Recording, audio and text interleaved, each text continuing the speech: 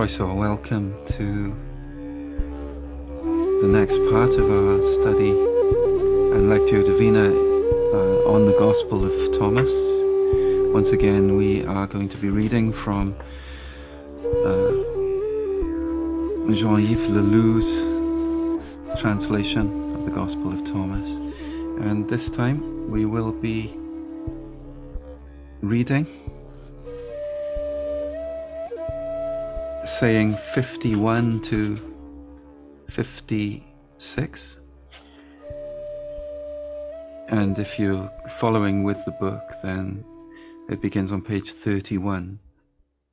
So it is verses 51 to 56. And as usual, we are going to read 3 times by way of Lectio Divina. Though after the first time we will have an extended conversation where the 3 of us will be unpacking to some extent the words that we have just read spontaneously. We haven't prepared as such, though we've all read the Gospel of Thomas more than once in the past, but we haven't specifically read this passage in advance, so it's coming fresh, which is the nature of Lectio Divina, that the living word may take root in us and speak to us within our bodies, within our souls, within our heart space, through contemplation. However, after that first reading, we will be engaging with our minds, with thought, as we speak spontaneously. And then after the second reading, there will be a time when, as in Lectio Divina practice, words or phrases that are beginning to rise for us, we may or may not vocalize, just bringing that word or phrase or series of words or phrases into the space, into the stillness between readings. Then we will read for a 3rd time. And after the 3rd time, we will just leave space, about 10 minutes, for the deeper contemplation. So let's come to our first reading. Malcolm, would you begin?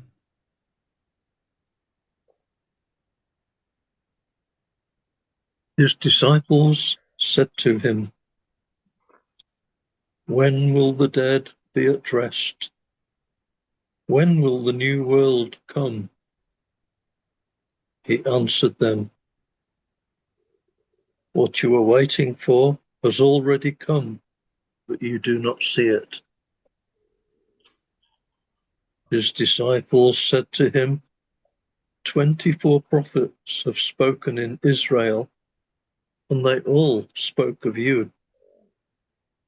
He said to them, "You have disregarded the living one who is in your presence, and you have spoken of the dead." His disciples asked him, "Is circumcision useful or not?" He replied, "If it were useful, fathers would engender sons born circumcised from their mothers. Rather, it is the circumcision in spirit that is truly useful. Blessed are you, the poor, for yours is the kingdom of heaven." Yeshua said, "Whoever cannot free themselves from their father and their mother, cannot become my disciple. Whoever cannot free themselves from their brother and sister, and does not bear their cross as I do, is not worthy of me." Yeshua said, Whoever knows the world discovers a corpse, and whoever discovers a corpse cannot be contained by the world.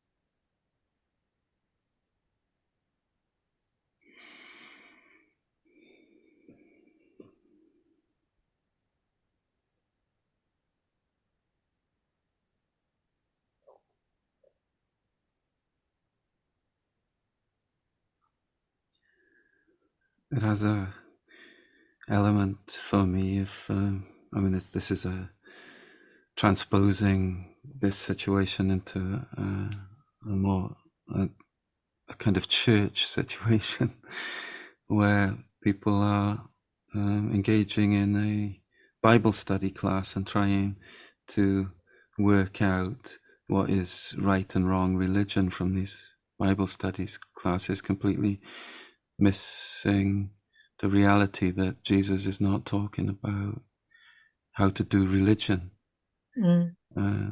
Though it's more far-reaching than that, because they're talking about life and death, the world as it is, and the new kingdom that they are somehow expecting, because the Christ is to inaugurate a new kingdom, a new way of being. And Jesus is saying, look, you just don't see it. It's here. You're seeing the death, the dead thing, which is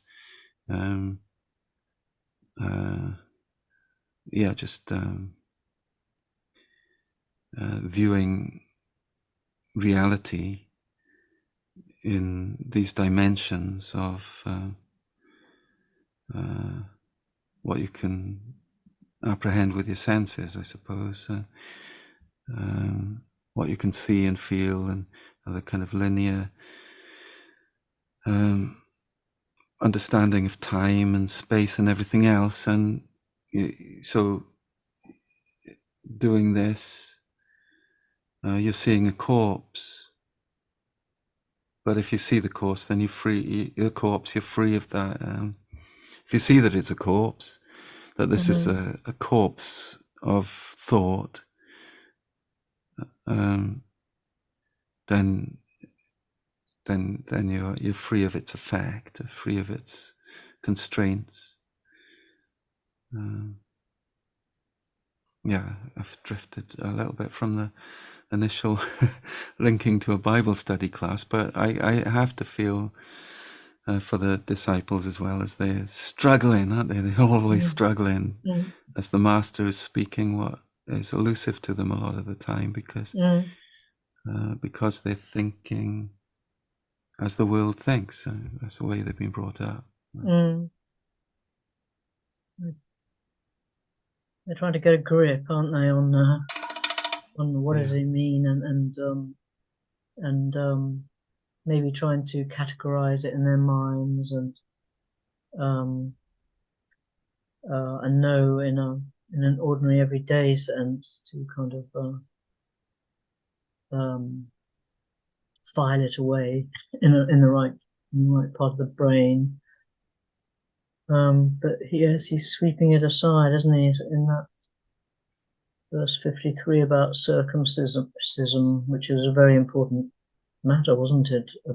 Particularly in those days. And he just cuts, to use the word cut. Because these verses seem to be about cutting away what is not important. Cutting away kind of dead flesh, as it were, getting down to the quick of things, the living of things, he's saying, yeah, it's not circumcision of the flesh, it's circumcision in spirit that is truly useful. Yeah. That dimension where one sees the world as a corpse, where one has that perspective, that zooming out, Hmm. the ability to zoom out.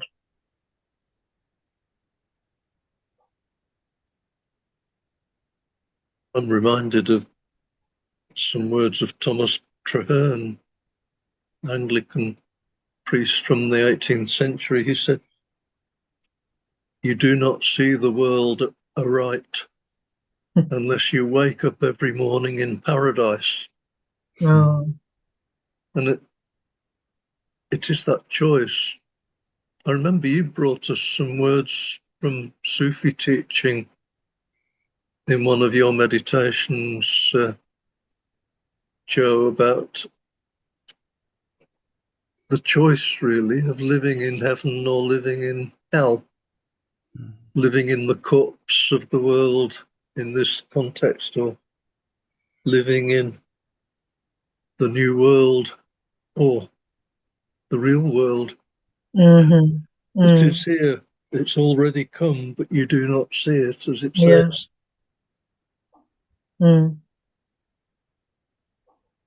Yeah.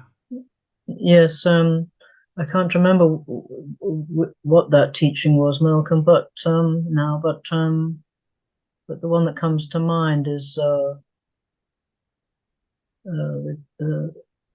teaching. If you something like if you look down, what you see is mud, but if you look up, you see the stars and the planets and the sky. It's a matter of your perspective. I like the mud squelching between my feet. Well, we need the mud too, don't we? Yeah. Yeah. As the Buddhists say, you need the mud to grow the lotus. Yeah. Yeah. No mud, no lotus. That's the title So of it. the lotus can look at the stars then too. Yeah. This death and life is really pertinent to our readings, isn't it? This particular section where the disciples asking about death. When will the dead rise, and when will this kingdom come? But Jesus says, look, life is here now. Life, that absolute life, is standing right before you right now, and you're talking about death. Typical Jesus, really, isn't it? In this gospel and in other gospels, I just cuts through. Yeah, again, as you used the metaphor of circumcision, just slicing through. Religion is for our spiritual benefit, and it's the circumcision of the spiritually that it points to. It's just a metaphor. And if it was important for that metaphor to be literal, then babies would be born circumcised. Right? Yeah. But in so many ways, do we find ourselves entrapped in thought, in seeing the world and not seeing that it as a corpse?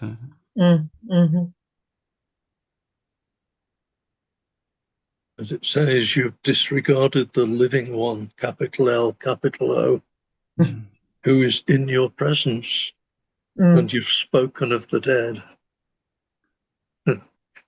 Yes. Why focus on the dead? Yeah.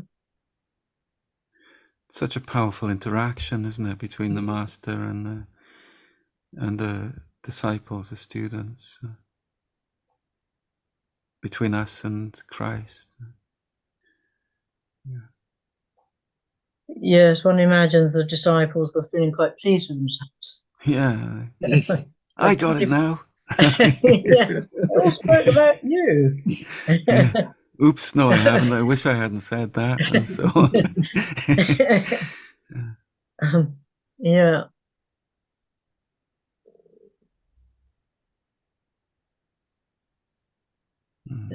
it's I'm just thinking that particularly at those times in life where one feels that one is just waiting. I felt that occasionally recently, although not now really, but that when at those times when I'm waiting for something to happen that I want to happen, and that I am feeling constrained in some way by it. This is, to me, what this is talking about really was actually, your mind and your attention so much on the kind of what you imagine to be the constraints, but just get on and live. Just be in the present moment. yeah. Yeah, there's actually nothing stopping that. Similarly, we could take stop thinking about me, stop making up religion about me. I'm here now. Yeah. Just open your eyes, open your heart. It's living. Yeah. Living here now. Yeah. Yes. That's not to say religion is useless and hopeless and wrong, but it's just the perspective which comes first, isn't it? And how can religion then help us to open to the ever-present Christ, alive here now in the present moment? How can religion actually facilitate that rather than block the flow of it and inhibit people, make people self-conscious? Because a lot of religion is very self-conscious. So you're either good or you're bad, you're in or you're out, and yeah, you've got right doctrine or wrong doctrine. All of this is inhibitive to us just simply being with the presence that is present of Christ. So it's as pertinent right now as it was to the disciples then. This gospel is recording then, other teachings going on then. Yeah. Even in I'm just aware of the time actually as well. I was thinking even in Exploring Thomas, which was written 2,000 years ago, roughly speaking, and the other Bible books and so on, which we're not, especially with the practice of Lectio Divina, which we're having.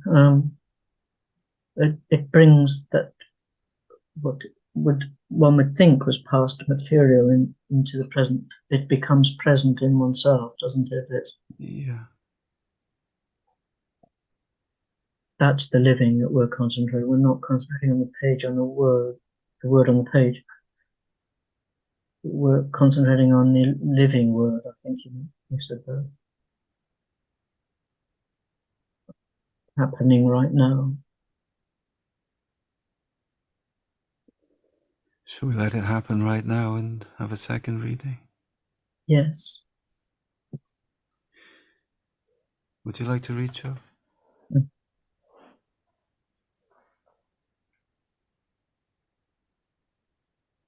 His disciples said to him, "When will the dead be at rest? When will the new world come?" He answered them, "What you are waiting for has already come, but you do not see it." His disciples said to him, 24 prophets have spoken in Israel, and they all spoke of you. He said to them, "You have disregarded the living one who is in your presence, and you have spoken of the dead." His disciples asked him, is circumcision useful or not?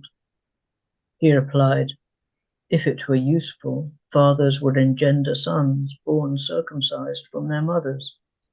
Rather, it is the circumcision in spirit that is truly useful. Blessed are you, the poor, for yours is the kingdom of heaven.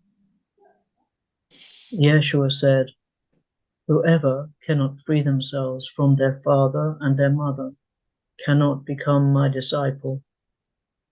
Whoever cannot free themselves from their brother and sister and does not bear their cross as I do is not worthy of me.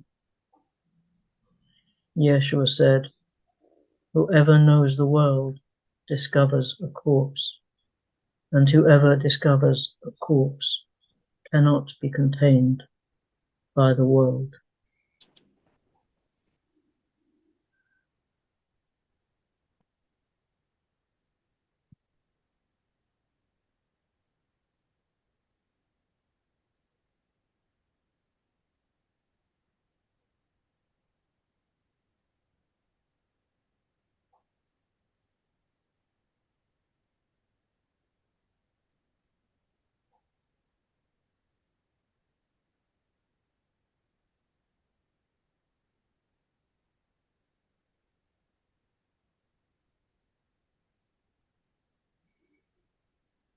Cannot be contained. Blessed are you, the poor, for yours is the kingdom of heaven.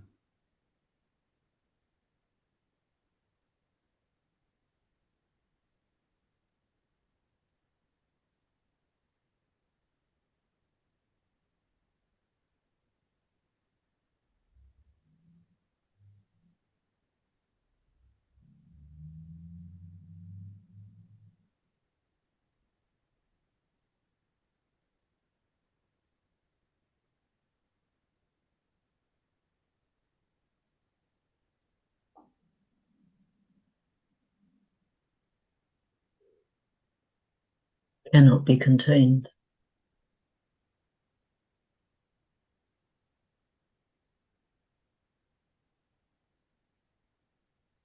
Cannot be contained by the world.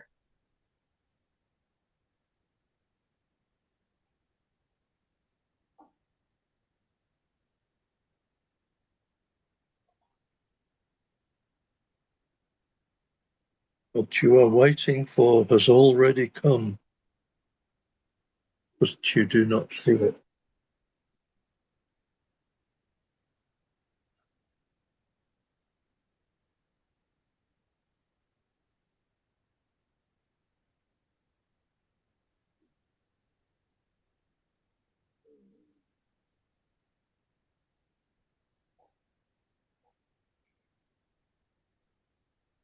The living one who is in your presence.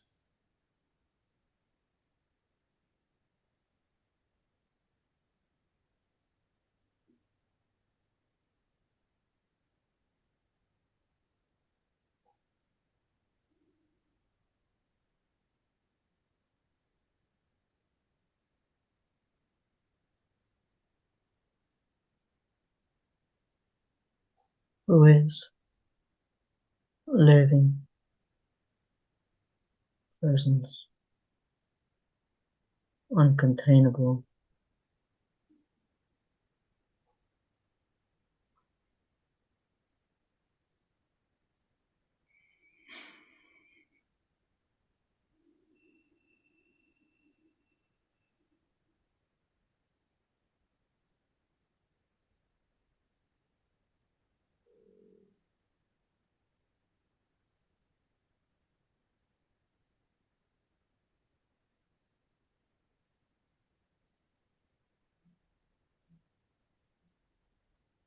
Whoever knows the world, worldly knowledge is dead knowledge.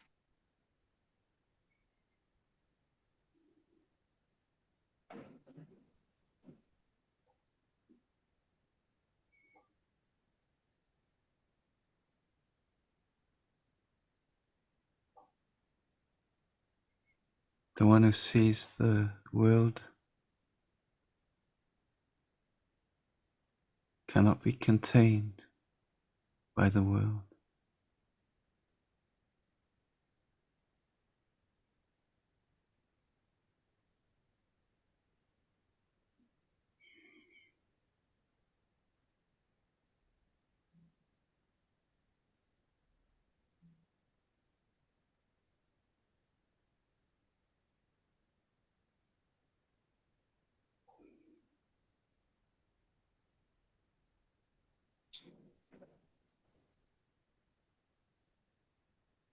Not that there's anything wrong with the world, but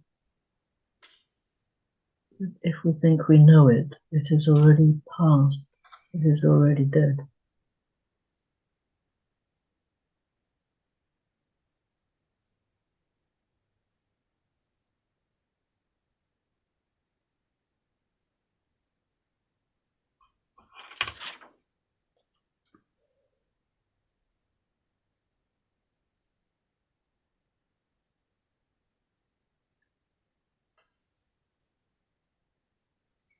What you are waiting for has already come.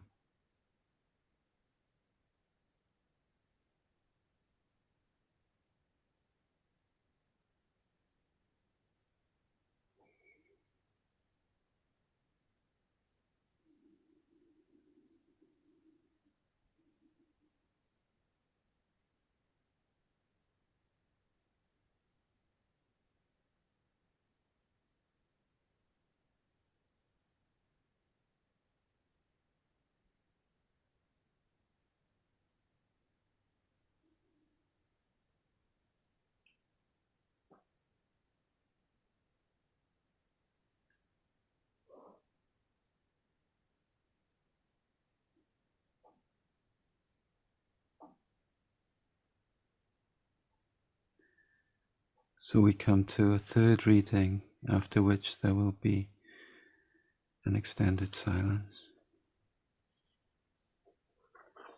as the contemplation goes deeper.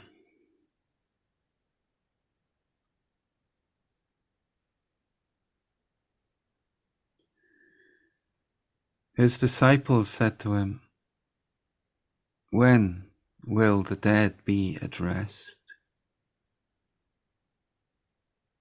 When will the new world come?" He answered them, "What you are waiting for has already come, but you do not see it." His disciples said to him, 24 prophets have spoken in Israel, and they all spoke of you." He said to them, "You have disregarded the living one who is in your presence, and you have spoken of the dead." His disciples asked him, "Is circumcision useful or not?" He replied, "If it were useful, fathers would engender sons born circumcised from their mothers. Rather, it is the circumcision in spirit that is truly useful."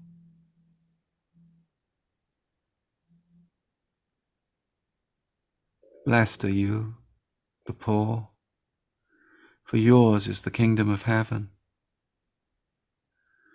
Yeshua said, "Whoever cannot free themselves from their father and their mother cannot become my disciple. Whoever cannot free themselves from their brother and their sister and does not bear their cross as I do is not worthy of me." Yeshua said, "Whoever knows the world discovers a corpse, and whoever discovers a corpse cannot be contained by the world."